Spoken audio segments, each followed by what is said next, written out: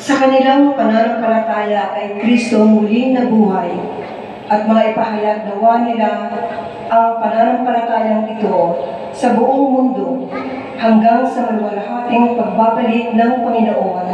Manalangin tayo. Ama mapagmahal, hingin mo kami. Sa mahiwagang pamamaraan ng Espiritu, magkaisa nawa ang mga pinuno ng mga bansa sa pagsusulong ng pangdaigdigang kapayapaan, pakikibaka laban sa kahirapan, at pagtataguyod sa karangalan at karapatang pantao. Manalangin tayo. Ama mapagmahal, dinggin mo kami.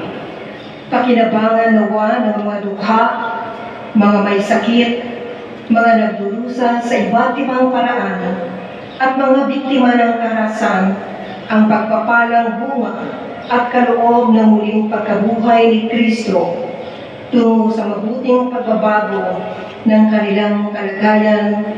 Manalangin tayo. Ama mapagmahal, dinggin mo kami.